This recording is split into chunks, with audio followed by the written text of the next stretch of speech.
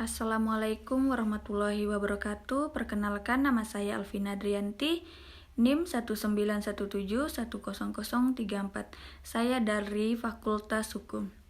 Baiklah, di sini saya akan mengambil judul ceramah atau tema yang berjudul Bahaya Penyakit Lisan.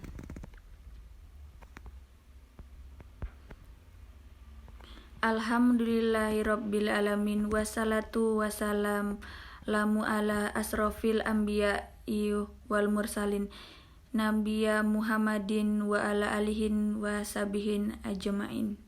Para kaum muslimin yang dirahmati oleh Allah Subhanahu wa Ta'ala, tentu saja seluruh manusia di muka bumi ini tidak akan ada yang mau ditimpa oleh penyakit. Karena mengapa? Karena penyakit itu akan memberikan rasa derita dan kesedihan baginya. Akan tetapi, lain halnya dengan penyakit yang satu ini.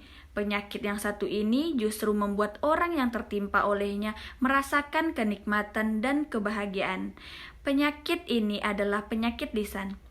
Padahal, kaum muslimin yang dirahmati oleh Allah Subhanahu wa Ta'ala, lisan ini telah diciptakan oleh Allah Subhanahu wa Ta'ala sebagai salah satu panca indera kita, yang kita memiliki banyak fungsi dari Allah Subhanahu wa Ta'ala, menciptakan agar kita menggunakan dalam rangka beribadah kepada Allah Subhanahu wa Ta'ala. Allah Subhanahu wa Ta'ala berfirman, Bukankah telah kami jadikan baginya 2 buah mata, lisan, dan 2 buah bibir? Akan tetapi, yang sangat menyedihkan, kebanyakan dari manusia itu menggunakan dalam rangka bermaksiat kepada Allah Subhanahu wa Ta'ala, baik itu seperti berdusta ataupun mengunjing, memfitnah orang lain, dan lain sebagainya. Padahal Rasulullah SAW telah memerintahkan kepada kita, orang yang beriman kepada Allah Subhanahu wa Ta'ala, agar berucap dengan ucapan yang baik. Rasulullah bersabda, barang siapa yang beriman kepada Allah dan hari kiamat, maka hendaklah dia berucap ucapan yang baik mengenai penyakit lisan ini. Banyak hadis dari Rasulullah SAW yang menjelaskan tentang ancaman yang akan didapatkan oleh orang-orang yang senantiasa menggunakan lisan dalam maksiat, baik itu di dunia maupun di kuburan ataupun di akhir kelak. Di dunia contohnya, orang-orang yang suka mencari aib saudaranya, maka Allah Subhanahu wa Ta'ala akan membongkar aibnya sebagaimana yang telah disabdakan oleh Rasulullah SAW. Beliau berkata, wahai sekalian orang yang beriman dengan lisannya, namun belum sepenuhnya beriman dengan hatinya, janganlah kalian suka mencari aib-aib orang muslim. Sesungguhnya orang yang suka mencari aib-aib kaum muslim, maka Allah akan cari aibnya pula.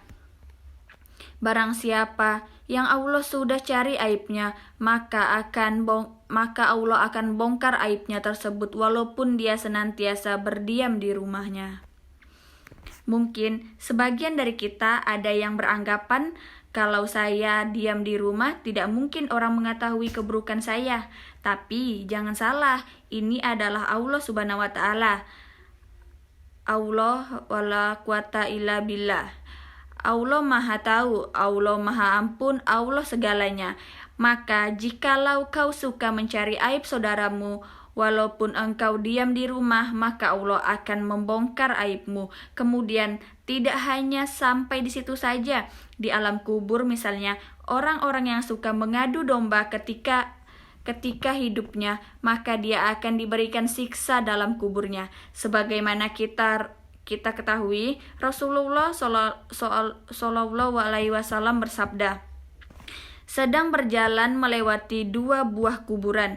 Rasulullah berkata, sesungguhnya 2 orang di kuburan itu sedang disiksa. Mereka tidaklah disiksa karena sebab dosa besar mereka, ataupun salah satu Adapun salah satu dia tidak bersuci setelah buang air. Adapun yang satu ketika hidupnya dia gemar menggadu domba di antara kaum muslimin. Dan tidak hanya sampai itu saja, di akhir kelak masih ada azab yang akan menantinya. Orang-orang yang mampu menjaga lisannya dari berucap ucapan yang buruk, maka Rasulullah SAW telah mengatakan bahwasannya itu adalah ciri dari seorang muslim yang hakiki. Rasulullah bersabda, muslim yang hakiki adalah yang saudaranya muslimnya itu selamat dari kejahatan lisan dan tangannya. Begitu pula apabila kita mampu menjaga lisan ini, maka Rasulullah telah menjamin bagi orang yang menjaga lisannya akan dijamin surga bagi mereka. Rasulullah bersabda, barang siapa yang menjamin dia mampu menjaga lisannya dan kemaluannya, maka aku akan menjamin baginya surga. Wassalatul alaikum nabiyati Muhammad wa ala alihi washabihin wasalam. Baiklah, hanya itu yang bisa saya sampaikan, kurang lebihnya saya mohon maaf. Wabillahi taufiq wal hidayah. Wassalamualaikum warahmatullahi wabarakatuh.